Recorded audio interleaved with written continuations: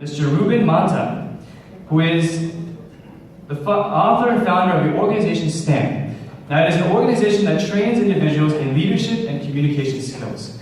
So at this time as well, let's welcome up Mr. Ruben Mata for a round of applause. And he shares as well his vision of how to implement the promise for peace that he may have decided.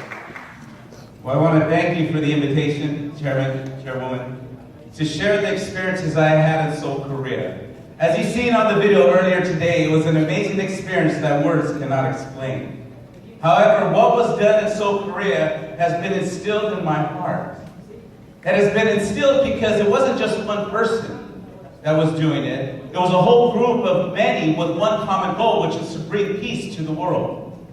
So once I arrived at the airport, as I got off and I turned around and I see this whole line of people chanting and clapping and saying, yeah, and having the sounds of these share world peace. We want peace now. So having that experience, and I was going to the hotel, and I said, wait. I went back because I want to live the experience, not just attend. I want to live it. I want to be it. So I started seeing the leaders as they came off the airplane and they were arriving, and I asked them, what is your goal here? Because I was interested to hear what they wanted to take back to their countries. And they said as well, it was peace. So I was like, wow, so we're all in the same accord of peace. We want peace, we want peace. So as I got to the hotel room and I was sitting there waiting to see, okay, why am I here? And I put on some music and I kind of just got into my state. And I asked God, why do you have me here? What is the purpose you have me from the United States all the way to South Korea? And what was heard was, what you do in the U.S. with the less fortunate, because I help the homeless and I have a youth detention ministry. I speak to the youth on mindset. So he says, the more you help the less fortunate, I want you to experience this because it's for you and I have more for you. Remain faithful to the gift that I've given you to promote peace. So once I had owned that and I took it and I got up and I had these tears coming from my eyes and I felt this peace. Nothing that I felt before. Nothing. And I owned it. And when we got to Seoul Olympic Stadium, it was amazing. 200,000 people chanting on this one accord, we want peace. As I instilled that and I live it, not just talk about it, but walk the talk.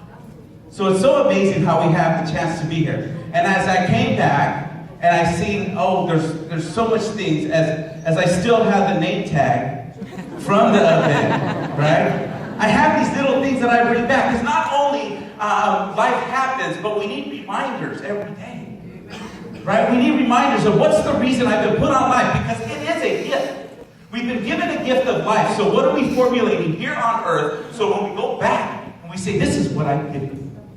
It's to cultivate the people into being better than they were before. That's why we overcame challenges. So with that, I reach out to the Asian community within FAM. I reach out to the community leaders because what I'm doing here that I was told back in Korea, I'm reaching out to the leaders to bring world peace. To the Hispanic community, we have individuals going out there. We have Catholic Garcias. And the African American, I have Bishop Heenan Tate and Christopher Davis out there. So I'm reaching all the leaders because I want them to promote peace and peace and peace, because I've been given a task and I will fulfill that prophecy to bring peace to the world. Yeah!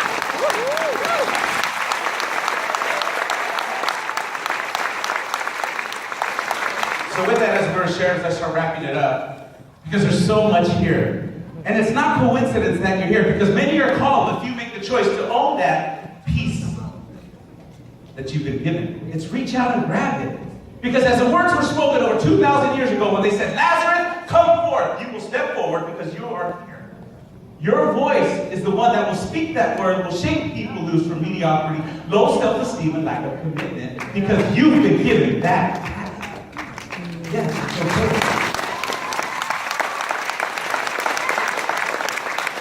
Wow, it's amazing here. Up there is really cool.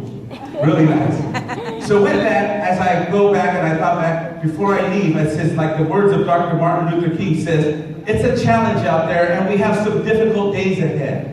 And it really doesn't matter to me now because I've been to the mountaintop and he's allowed me to look over and I see the promised land.